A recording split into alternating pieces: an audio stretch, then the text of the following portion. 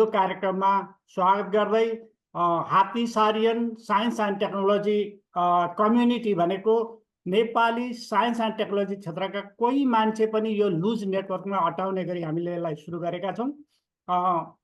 हामी यही अनुरोध गर्छौँ र एउटा लुज नेटवर्क हो।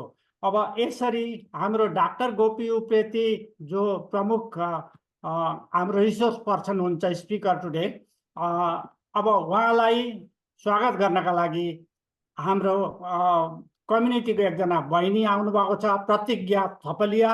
उहाँलाई उहाँको छोटो परिचय दिँदै उहाँको कार्यक्रम सुरु गर्नका लागि उहाँको भन्नाले डाक्टर गोपी उप्रेतीको स्लाइड सो सुरु गर्नका लागि म अनुरोध गर्छु। प्रतिज्ञा बहिनी, please go ahead and give whatever you have information about Dr. Gopi Upreti. Thank you. Thank you sir. नमस्कार सबैजना सरहरूलाई। मैले सबैजनालाई यहीँबाट नमस्कार गरेँ। नवराज सरलाई पनि म भर्खर देख्दैछु। मेरो नाम प्रतिज्ञा थपलिया हो। मैले हात्तीसार धरानबाट बिटेक र एमटेक दुइटै सकेर म यहाँ युएस आएको लगभग 7 वर्ष भइसक्यो। म यहीँ पढेर यहीँ काम गर्दैछु। अहिले चाहिँ टेक्सासको अस्टिनमा छु। मैले मेरो पिएचडी अलमोस्ट हाफमा छ। सँगसँगै म चाहिँ अहिले काम पनि गरिरहेको छु अजिनोमोटो कम्पनीमा। अहिलेलाई मेरो परिचय यति छोटो राख्दै म हाम्रो प्रोफेसर गोपी सरको बारेमा उहाँले प्रेजेन्टेसन गर्नुभन्दा अगाडि उहाँको बारेमा केही सानो उहाँको परिचय दिन गइरहेको छु। हाम्रो अहिले गोपी सर को एजुकेसन चाहिँ बीएस एग्रिकल्चर एन्ड मास्टर्स चाहिँ हर्टिकल्चर फ्रम पन्जाब एग्रिकल्चर युनिभर्सिटीबाट गर्नुभएको हो, and MS in Environmental Resource Management from University of Hawaii, and doctoral fellow from the same university around 1988 to 1992. He has completed around this time. And Gopi Upreti sir has taught at Tribhuvan University in Nepal for 3 decades. He is an emeritus professor at the Institute of Agriculture and Animal Science at Tribhuvan University. He has also served as the coordinator of the postgraduate program and chair of horticulture department. Talking about his contribution, he launched first postgraduate program in horticulture department at IAAS, that is Institute of Agriculture and Animal Science. He has authored books on agriculture and water resource development. He has published over 6 dozen peer-reviewed research and review articles and book chapters on environmental conservation, agriculture, and sustainable development in referred journals. I would also like to talk about his professional involvement and achievements. He has been awarded as a best teacher and academic administrator from TU. He has also served as Chief Commissioner of the Nepal Agriculture Research Council, that is NARC, and also has been strategic advisor to the Environmental Protection Council of the Government of the Nepal. He has received the Best Paper Award from the Switzerland-based International Foundation of Environmental Conservation for his seminar paper that says Environmental Conservation and Sustainable Development Require a New Development Approach. It is featured in the Journal of Environmental Conservation, Volume 21 in 1994. He served on the editorial advisory board of the New Encyclopedia of Unbelief, published by the Prometheus Books, New York. He edited and published the English magazine Humanist Voice from Kathmandu, Nepal, and is the foundational president of the Humanist Association of Nepal, Human. He has been co-chair of Advisory Council of Association of Nepali Agriculture Professionals in America. We call it NAPA. Chief Advisor of Equality Foundation in USA Advisor, and life member of Blood Donors of America, that is BDA. He is the trustee of International Nepali Literature, INLS, and the past chair of the INLS Book Award Committee. He has a number of membership that includes International Council of Secular Humanism based in New York, Noam Chomsky's Star Scholars in USA, life member of the American Humanist Association, life member and advisor of Association of Nepali in America, that is ANA, life member of America Society, we call it ANS. Professor Upreti has been actively involved in many social and professional organizations in USA. So that is all about him. And if you want to learn more about more information about Dr. Upreti, we can visit his website, that is www.paradigmshift.info.blog. Thank you. So अरू विस्तृत जानकारी चाहिँ हाम्रो doctor साहबले नै अब आउँदा प्रस्तुतिहरूमा दिनुहुन्छ र यही भन्दै म हाम्रो यही परिचयसँगै अब चाहिँ डाक्टर उप्रेती सरलाई चाहिँ उहाँको प्रेजेन्टेसन्समा अगाडि बढ्नमा अनुरोध गर्दछु। धन्यवाद। Thank you so much, Pratigya Baini. Please, Dr. Upreti, go ahead with your presentation. Well, first of all, thank you very much for such a generous introduction, Pratigya Baini, for your kind words. Today, the topic of my presentation is basically about my introduction. Dr. Upreti, just a second. Could you make little bit louder volume, please? Oh, I see. Is that right? I mean, okay, I'll speak a little louder. It is in the full, I think, volume, I guess. Okay. Anyway, can you hear me now? Yes, it's good now. Well, first of all, today's talk is basically about the introduction of my book that is very recently released by Springer Nature. And I'd like to, first of all, express my thankful gratitude to the Springer Nature for publishing this book after having gone through many repeated, review and all that. As you see the topic, it's kind of, the topic itself is somewhat, may sound somewhat bombastic and idiosyncratic because some of these words I think you might not have heard before. But I will try my best to do the justice about the title of this book when I go through the presentation. Let me just refresh our memory. Since this book is basically about the planet Earth, I just want to refresh our basic memory with the the planet's Earth system. Basically, planet Earth system, when we talk about four systems: atmospheric, hydrospheric, lithospheric, and ecospheric. And all these four systems actually together constitute the whole Earth system. And we have the life in all these four. So all these, the biosphere actually comprises collectively all these four systems. Now, let me just briefly go over about this Anthropocene age. You see, this Anthropocene, the time that we are living right now is called Anthropocene epoch or Anthropocene era. You see, if we look into the current dominant growth model, in the last 50 years of this Anthropocene epoch, what we find is, there is a relentlessly, unsustainably, extracted the earth resources to satisfy the appetite for the growth and ecologically hostile consumerism. And that is what this, basically the growth lead model has done. And the devastating fallout from this model is manifested in the catastrophic breakdown of the planetary ecosystem, accelerating the adverse climate change, the extinction and annihilation of the millions of the species, ocean acidification and toxic pollution, desertification of the fertile land, and shrinkage of the freshwater and natural capital, and the rapid degradation of the Antarctica and the Hindu Kush Himalaya. You see, this is just, this pictorial chart over here kind of, just to remind us that, the neoliberal market capitalism and centrally planned socialist growth economy, they eventually destroy the natural resource base and planetary ecosystem because they are operating beyond the biocapacity of the Earth system.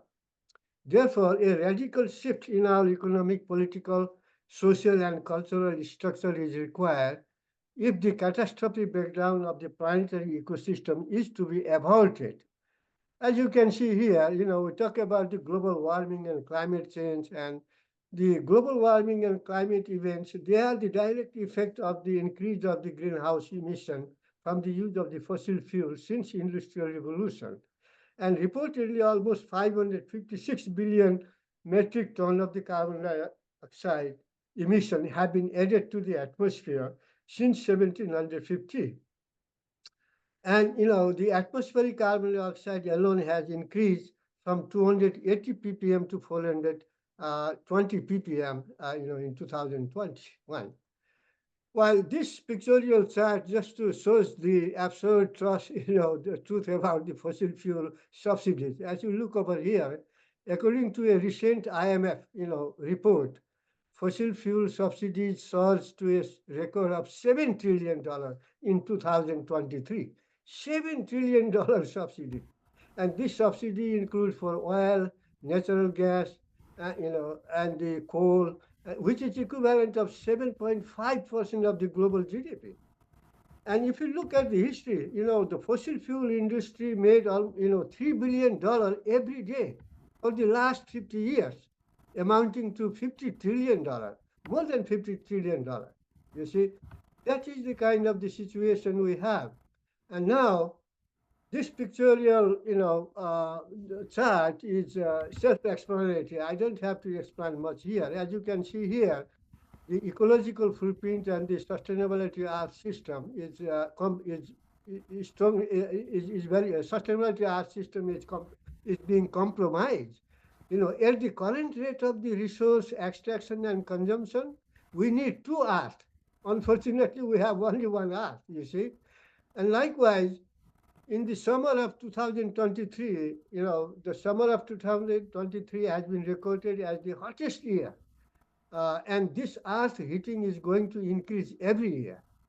And the Earth scientists, have reported that the genetic diversity, phosphorus, and the nitrogen cycle, and other, biogeochemical flows, they have already crossed the planetary boundary.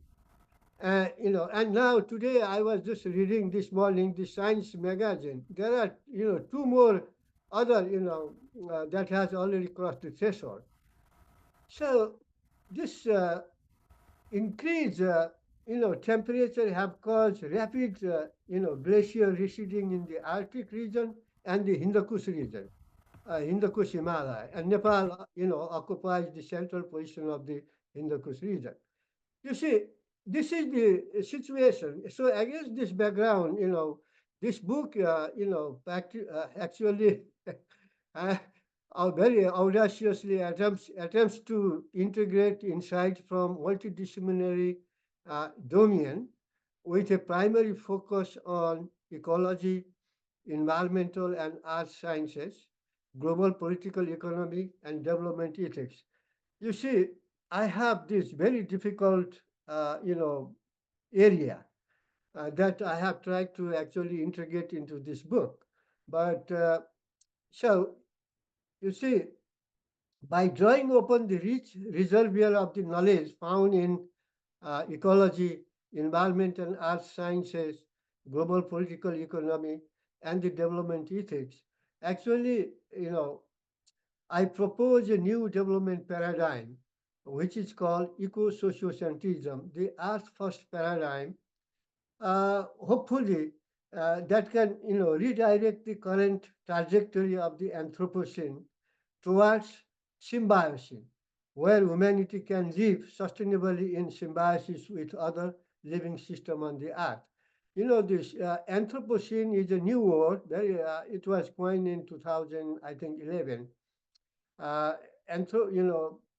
Symbiocene was coined in 2011 by, I think, environmental philosopher that I will talk later. So symbiosis is a term that most of us in agriculture, ecology, natural sciences are very much familiar with. So this eco-sociocentrism, the Earth First paradigm, actually this book is the result of my almost 3 decades of my reflection, engagement, and actually a quest for a meaningful understanding of our complex relationship with our environment and nature. You see, for the first time in 1970, Rachel Carson published a book, Silent Spring. I think most of us must have read that book. And then another very seminal report, Limit to Growth report, was published by the MIT professor Donella Meadow's team in 1972. What Professor Meadow's team predicted in 1972 has come to be so true today. The its critics are very silent. The critics, when this report first came out in 1972, it was very severely criticized, mercilessly criticized by the growth proponent economics. But now they are silent because what they predicted for that time has been has come to be so true today. And then there was another report, very important report. Of course, everybody is familiar with this, Brundtland Commission's report, World Commission on Environment and Development, that was formed in 1986 under the chairpersonship of the Norwegian Prime Minister Brundtland. And her commission actually came up with a report and published in 1987. And that report was published in the form of the book called Our Common Future. I think many of us must have read this book also. This is very important. The important thing this report did was, three things. First of all, the environment and the sustainable development that, that actually occupied the central stage of the development discourse. And ever since it became the focal point of the development discourse among professional planners and institutions involved in shaping the policy across the globe. And we all talk about, the sustainable development, which is, a kind of the mantra. But, a sustainable development forum, a global corporate also talks about sustainable development. A planner also talks about sustainable development. Sustainable development is everybody's job, but nobody's responsibility and accountability. And another thing is that this report did was, at least it gave a working definition of the sustainable development. That we always talk about. You see, a development that meets the needs of the present generation without compromising the needs of the future generation. That is the definition we always always actually preach in today's development discourse. But one thing that I recognize was there was a fundamental ecological flaws in sustainable development concept, and that really troubled me. And I wrote a very long review paper criticizing Our Common Future and its basic ecological and the flaws, its assumption, its methodologies, and the recommendation. And that paper, was very difficult to publish, but after having gone through, review and, there were many, issues raised against the paper from the mainstream Western, environmentalists, and it took about 3 years to publish that paper. But the visionary editor-in-chief of that, prestigious journal actually published this paper. And this paper got the best paper award of whole in that year, 1994. And I was invited to receive the award in Switzerland, and in a dinner party, the editor-in-chief, great Paulin, Nicolas Paulin, he actually inspired me by suggesting that I should, develop that whole article into a full-fledged book, because whatever the issues, the concept, and the ecological principles that I have espoused there in that article can be fully developed into a whole book, and that will be a great thing. And that was a very inspiring thing to me. And ever since I started writing the chapter to this book, and today, it materialized in 2023, and Springer actually, published this book. Let me just talk about briefly few, conceptual terminology here, because I have been, using this terminology very lavishly in this book. We talk about instrumental values. I think everybody is familiar with that. Instrumental value is a commodity value or a market value of a thing. And little difficult to define and to understand is the intrinsic value. Intrinsic value is anything that is valuable on its own right, existential value, existential worth of a thing. For example, human value. Human value is an intrinsic value. We cannot put any money on the value of the human. And likewise, the value of an elephant, elephant or a tiger, they also have the intrinsic value, because we cannot replace an elephant by any other animal. Neither can we replace a tiger by any other animal. So every entity that that exists in the nature, they have their intrinsic value also. That is what we have actually human have actually ignored. And this another word, paradigm, is very very massively used. This word has been very widely used, massively used, abused, and misused. And I have used this word in my book also. And this word was first coined by Thomas Kuhn in 1969. Thomas Kuhn wrote a very powerful book. I think you must have in science, natural science, must have gone read that book. The book was the structure of the scientific revolution. That was the name of the book, published in 1969. And that paradigm is basically a set of the concept, thought pattern, or framework of the worldview. So this is important terminology that I have been using here. And Anthropocene, this current geology, this word actually was coined in 2014 by the earth scientist.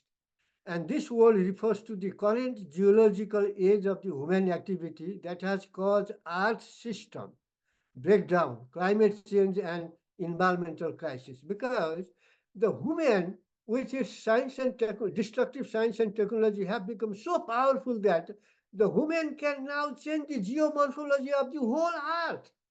That is why this age is called Anthropocene age. You see, so powerful. Human have become so powerful, and all the ecosystem breakdown, climate change, environmental crisis, whatever we we see today, is because of this destructive power of the human. And symbiosis, this term was first coined by Glenn Albert to denote a new era characterized by human living in symbiosis with nature. Now, this Anthropocene cannot go long. Anthropocene, if the business as usual like this, it may go another 50 years or maybe 100 years at the very most. Then what? Then the whole, it has to, change. And the age that will come would be a symbiosis age, where women must have to live in symbiosis with nature. Otherwise, there is no choice except to perish. So, another terminology that, three terminology I use over here is ecosphere. So, ecosphere is a planetary or ecological system, or the planetary ecosystem. That is what, it is. We also use biosphere ecosphere interchangeably. These are called the sphere of the living system. Sociosphere, you see, sphere of this human society, totality of the social interaction, all human, socio-economic, and technological cultural system. These are the all collectively belong to the sociosphere. And ecocentrism, this is a very important word. Ecocentrism, this is a concept that denotes ecosystem value or nature-centered value. This ecocentrism was popularized by the deep ecology movement. Deep ecology movement, especially early Nice, Fox, and the early Leopold. These are the great, proponent of the ecocentrism. So they talk about the ecosystem value or nature-centered values. And sociocentrism, of course, societal values. That is what we can use, sociocentrism. Now here comes the big word, the title of the word, ecosociocentrism. Ecosociocentrism, actually, I coined this word in 2022 by the fusion of these two contrasting concepts, ecocentrism, you see, ecocentrism, and sociocentrism. And basically, it is a harmonious synthesis of the ecosphere and the sociosphere, integrating both ecocentric and the sociocentric value in the same moral plane. Okay, so this is here. Let me just elaborate that concept. You see over here on the right side, ecosphere means sphere of the nature, and ecocentric values means values that are prevalent in the ecosphere or the biosphere. And these values, what are these values? We talk about diversity, we talk about interconnectedness, we talk about autopoiesis. Autopoiesis is a very powerful word. Autopoiesis means self-organizing property of the living system. Self-organizing property of the living system. You see, this autopoiesis is the basis of the evolution and the development of the organism and the whole ecosystem. Whether you talk about tropical ecosystem or Amazonian ecosystem, the basic, at the ground level, the process is autopoietic process. That is the basis of the evolution of organism and the whole ecosystem. We talk about resilience and we talk about ecosystem health. These are the values which are prevalent in nature. If you look at on the other side in the society, you see the society, sociosphere, sphere of the society. And what are the sociocentric values then?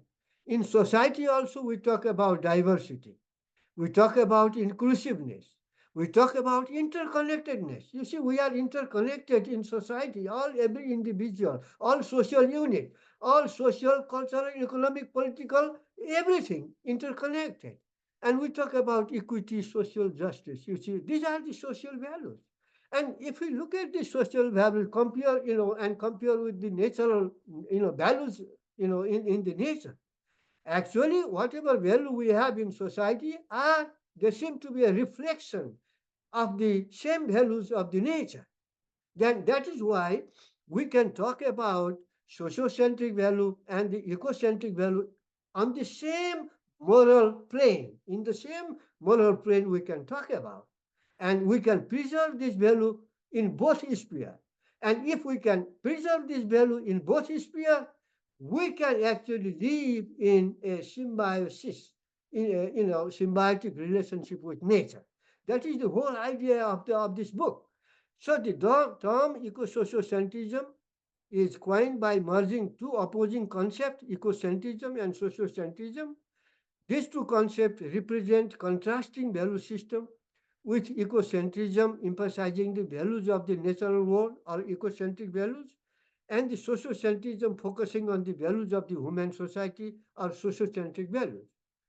You see, now, table of content of this book, as you know, this book contains 13 chapters, starting from the one up to, from chapter 1 to 5, as you can see here, chapter 1, ecological variable, emerging concept in ecology, importance of biodiversity, ecosystem services, biodiversity and ecosystem destruction, understanding ecosystem evolution and ecosystem behavior, autopoiesis, organizational complexity, and ecosystem health.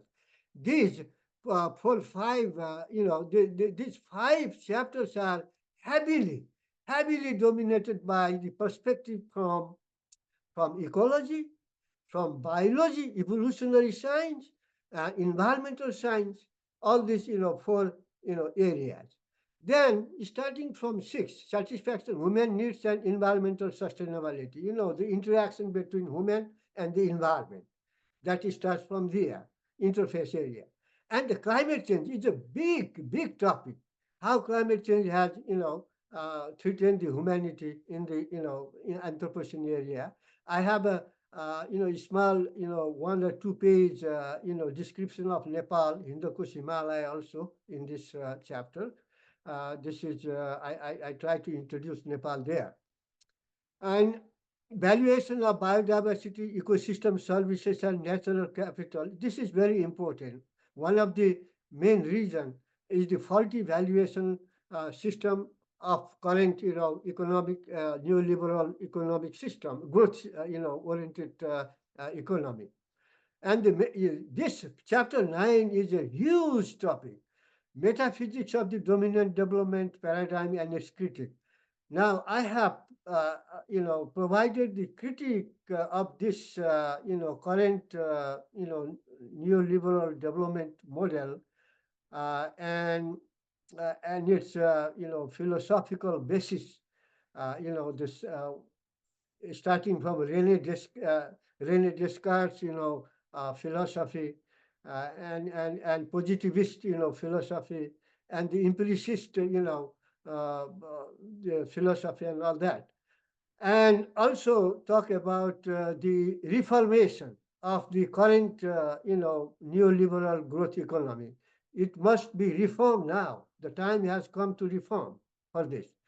And the environmental ethics, nature conservation, sustainable development, very heavy topics on chapter 10. And chapter 11, Buddhism, Gaia, and system theory on environmentalism and sustainability. You see, Buddhism, the Gaia and the system theory that we talk about, and even the quantum mechanics and the relativity theory, Einstein's relativity theory we talk about, some of these things were very much there embedded in the Buddhism's, theory of the what you call dependent coordination. In Sanskrit, that is called pratitya samutpada. You see, now we are discovering that. So the system theory is the ecological system theory is the most potent theory to, explain the environmental and the climate change, and the earth systems, behavior today. And the 12th chapter is power of the collective human consciousness for cultural change. This is another very important because without the collective human consciousness from the grassroots level to the policy level, scientific community, thinkers, all the, they have to come together.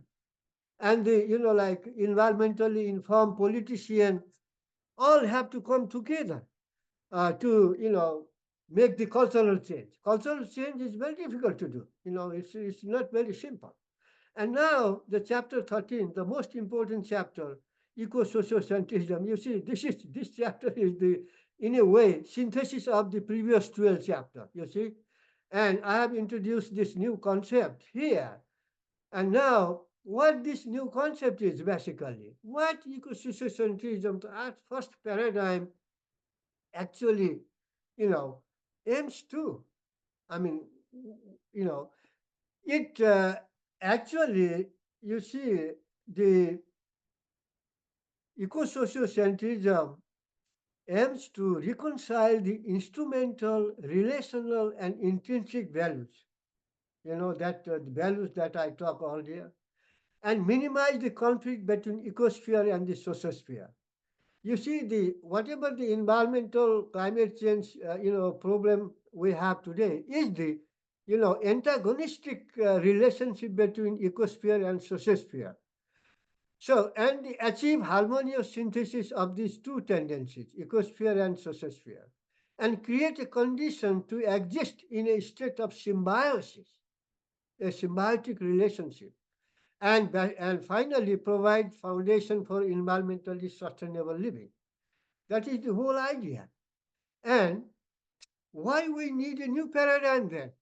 You see, we need a new paradigm that recognizes diversity and resilience in nature, interconnectedness and interdependence, the weave of the life, and the autopoiesis, self-organizational property of the living system, ecosystem health and services, all this having instrumental and intrinsic values which provide the foundational basis for Earth's biocapacity, maintenance, and functional integrity of the ecosystem. So, we need a paradigm that recognizes these values having both instrumental and the intrinsic values. You see? So, can we imagine to have a sustainable living and sustainable development without preserving these values in nature and even in society? So that is the whole idea. And now, this, paradigm ECOSOCIOCENTRISM has four fundamental assumptions. This paradigm is predicated on four fundamental assumptions. The first assumption is that sociosphere is a subsystem of the ecosphere or biosphere, and it cannot exist independently. Of course, the whole human social system, cultural technology, whatever we call it, it is a subsystem of the natural system. It cannot exist independently. It cannot, it has no independent existence. And second assumption is that infinite economic growth is intrinsically unattainable because of the entropy law and the finite biocapacity of the Earth system. You see, entropy law is the law of the second law of the thermodynamics. You all know that. We all know that, right? Entropy law is entropy is the final paradigm for that rules the whole universe. Universe. So we cannot really beat the entropy. And we can increase the biocapacity of the Earth to some extent, of course, but we cannot indefinitely, go on, increasing the, biocapacity of the Earth. It has a finite, limit. And third assumption is that technological advancement or innovation can enhance the efficiency of the resources and energy usage. But it cannot replace nature's life support system and services. It cannot generate additional matter or energy. You see, matter and energy is constant in the universe. All we can do is we can transfer from one state to another. That's all. We cannot increase additional, we cannot create any additional matter, neither we can create, additional energy. And the fourth assumption is that circular, regenerative, and distributive production and the consumption system can preserve the resilience of the sociosphere and ecosphere, and it can form the basis for environmental and social sustainability. What it means is that, you see, if you look at the nature's ecology, nature's economy is what? It's circular, right? Life cycle, and it's a circular and regenerative process prevalent in the nature. So our social economic system should also mimic the natural circular regenerative system in order to survive. Our economic social system is linear.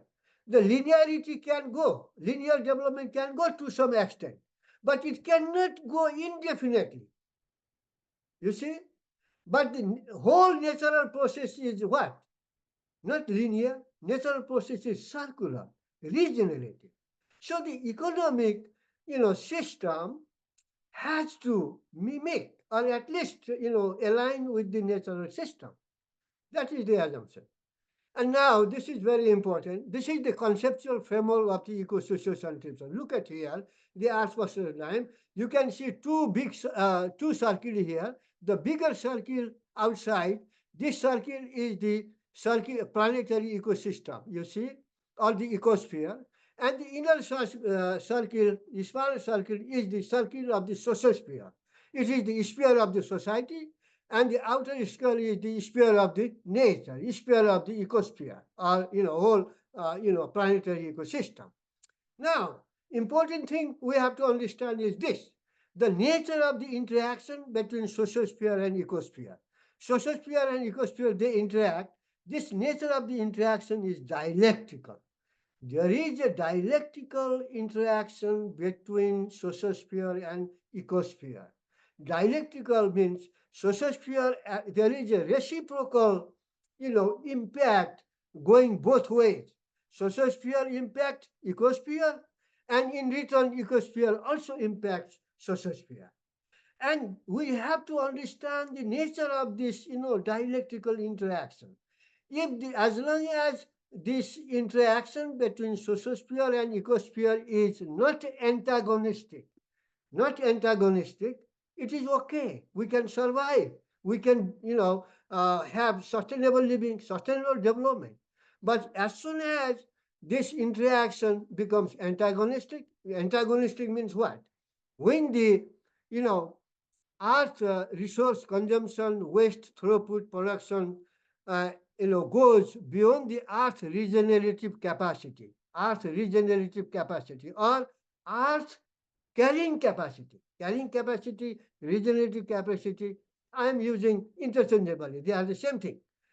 If this interaction goes beyond the carrying capacity of the earth or carrying capacity of the planetary ecosystem, then we'll have an ecological overshoot over here. You see, the ecological overshoot. That means what is happening today, climate change, we talk about environmental crisis, because of the ecological overshoot has already started happening. So we, as the whole thing is that this interaction between sociosphere and ecosphere is dialectical, causing reciprocal change, impact. If this interaction is antagonistic and crosses the boundary of the carrying capacity of the planetary ecosystem, and ecological overshoot occurs, causing the breakdown of the planetary ecosystem, ecological catastrophe, and the climate change is just a symptom of that.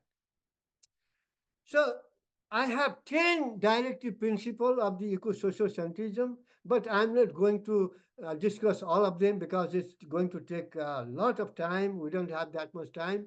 But these, based on the assumption, ecological laws and principles, 10 directive principles are conceptualized in this book. These principles are important. They have important implication in enriching human consciousness, rationality, and guiding human behavioral conduct that can facilitate the transition from Anthropocene to Symbiocene. Let me just go to the last, 11, 10, this directive principle. Based on all the directive principle, eco-sociocentrism has an ethical development paradigm. It says that eco-sociocentrism affirms that humanity's action that protect and preserve resilience, biotic interdependence, ecosystem health of the ecosphere and the sociosphere, they are right and just, but morally wrong if they do otherwise. So if we disrupt these, these values in nature and the society, then I think that is morally wrong. That is the whole, idea. Now, I have the 8 strategic policy imperative I have outlined here. First is cultural change, adaptation. That is very important. Poverty eradication, debt abrogation of the global south, debt swap for nature conservation and poverty eradication, optimum population. We'll talk about that here. And most importantly, the integration of global political economy with nature's ecology, disarmament and reduction in military spending, and 8 to 9%, allocating on the nature conservation. So policy imperative, first, let me just talk about few, this cultural adaptation and imperative for survival.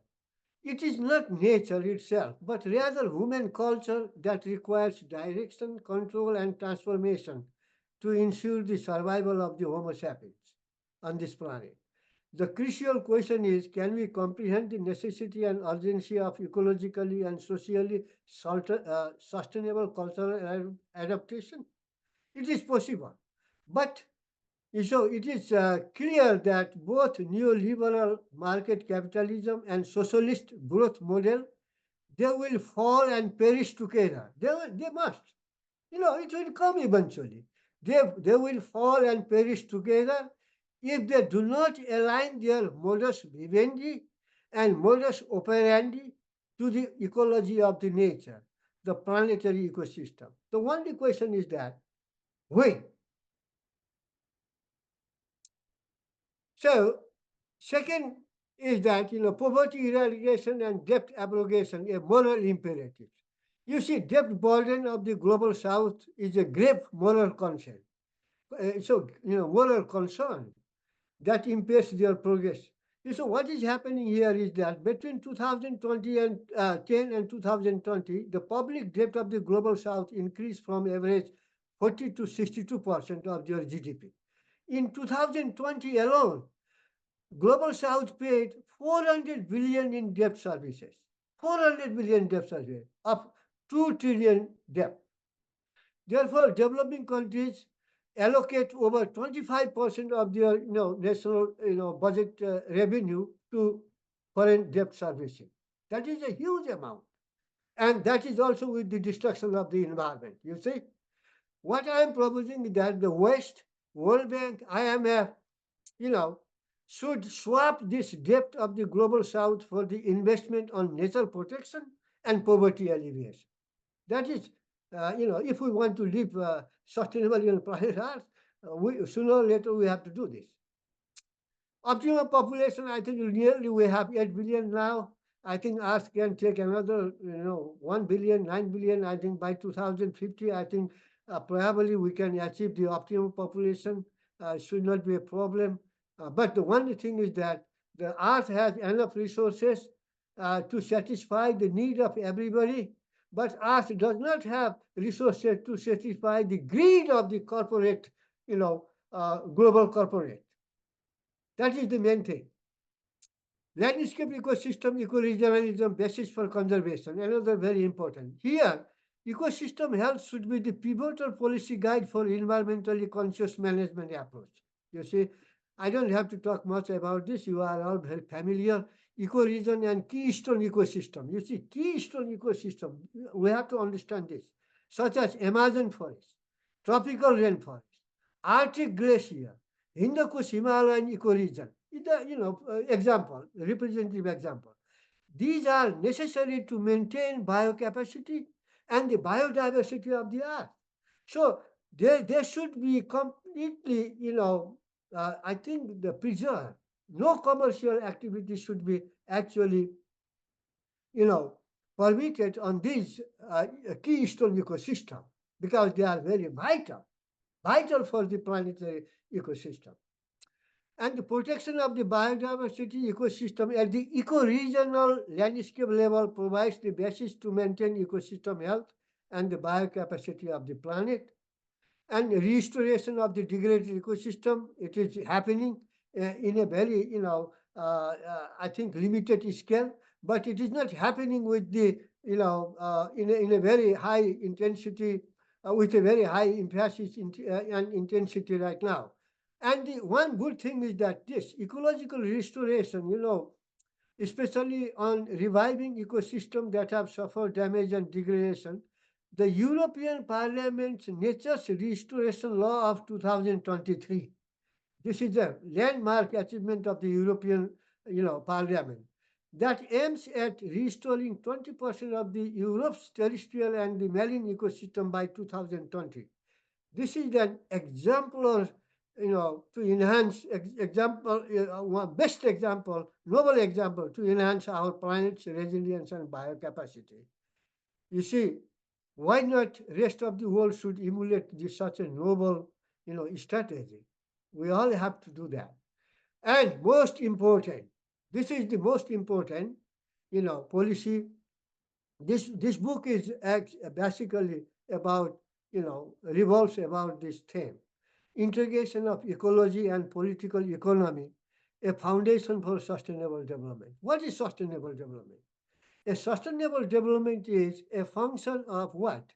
Ecology, political economy, and the interaction between ecology and political economy. You see, their optimum interaction. That is the sustainable development. And Bolton Commission Sustainable Development does not really, address this. This is the real definition of the sustainable development. And the scientific evidence indicates that the current growth model has become suboptimal and the functionally incoherent with the ecology of the earth. Current growth model is functionally suboptimal and incoherent with the ecology of the earth. And the sustainable living on planet Earth necessitates a structural transformation of the prevailing growth market capitalism, integration of the global political economy with ecology of the nature. That is a must. Until now, it is the political economy, global political corporate economy that is driving the world. But now time has come, that the ecology of the nature should drive the political economy, not the other way around.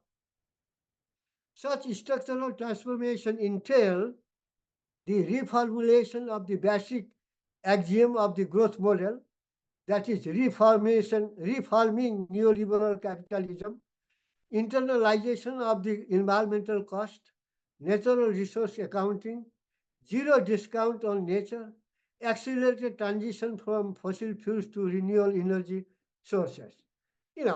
So this book is basically, revolves around this theme, this one.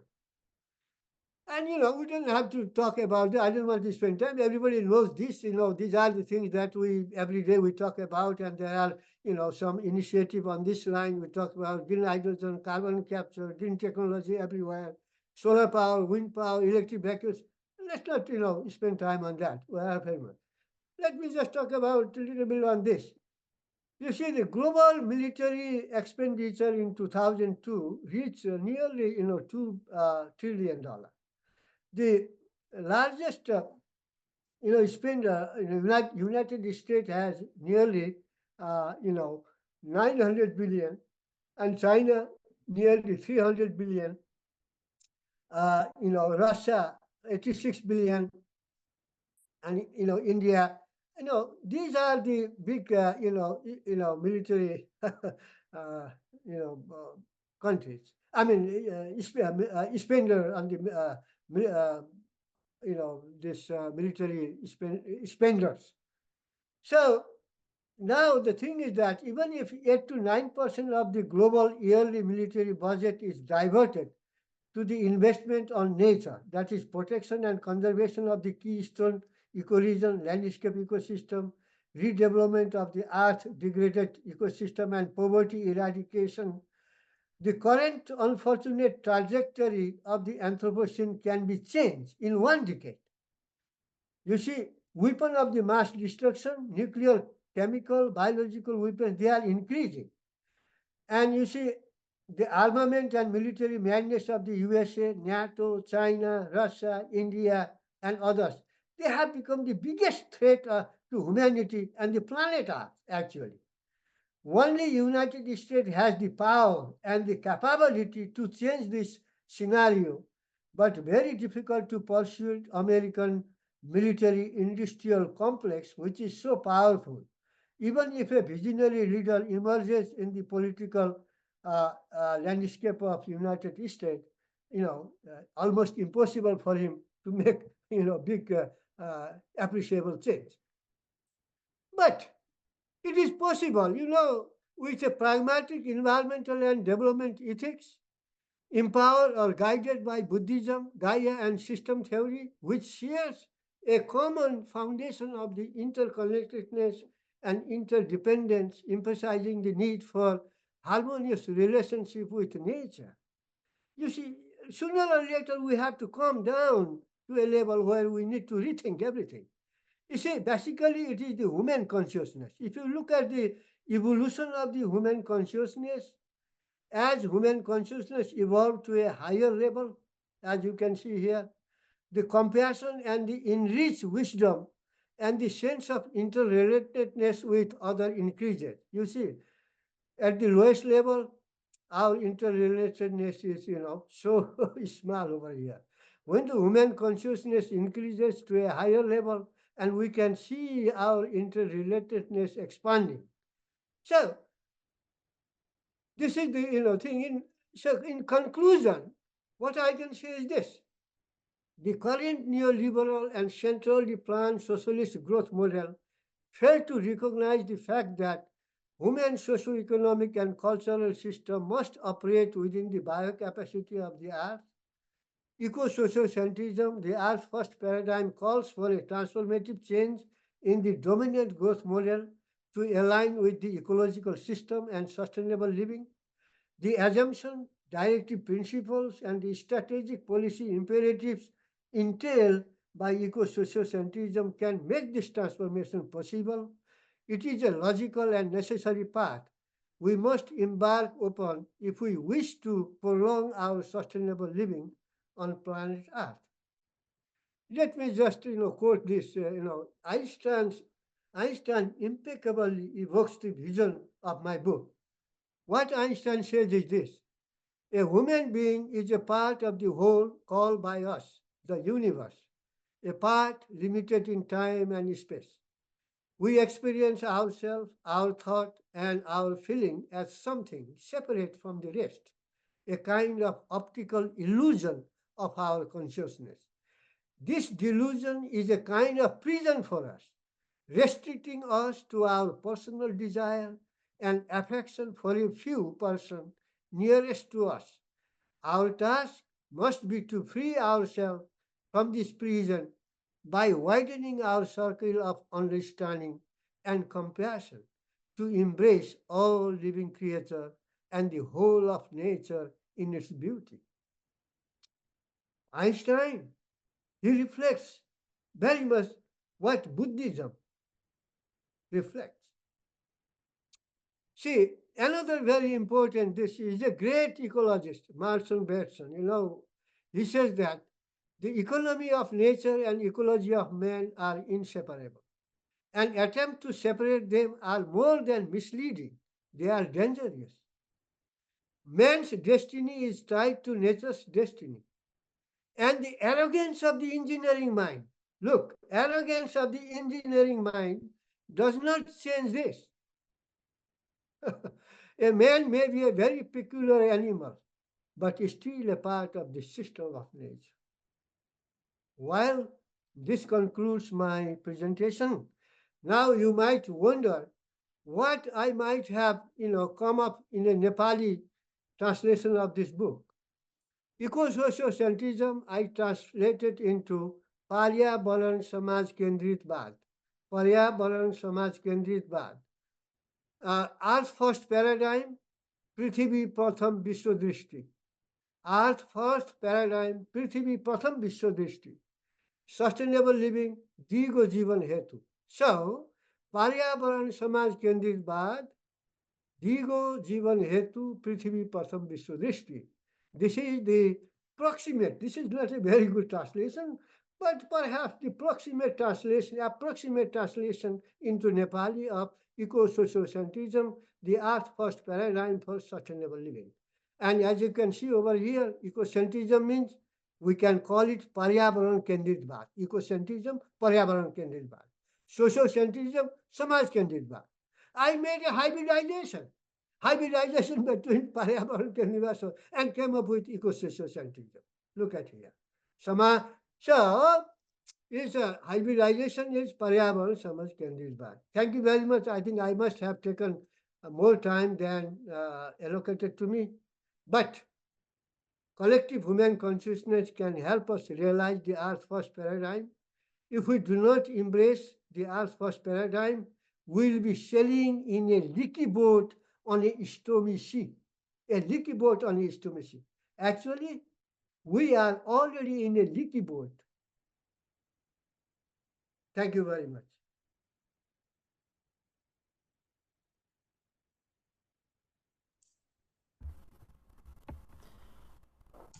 Thank you so much, Dr. Gopi Upreti. He has presented so many information. It's a flow of information. So those information are interconnected each other. Eco-sociocentrism is really new word for us. Ecosphere and sustainability and sustainable development with the culture, politics, economy, so many things. So thank you so much for presenting very good presentation. We got little bit more time. I think he used about 53 minutes for presentation. We allowed him for 30 minutes. That's okay. Why he has so many information. Again, thank you so much.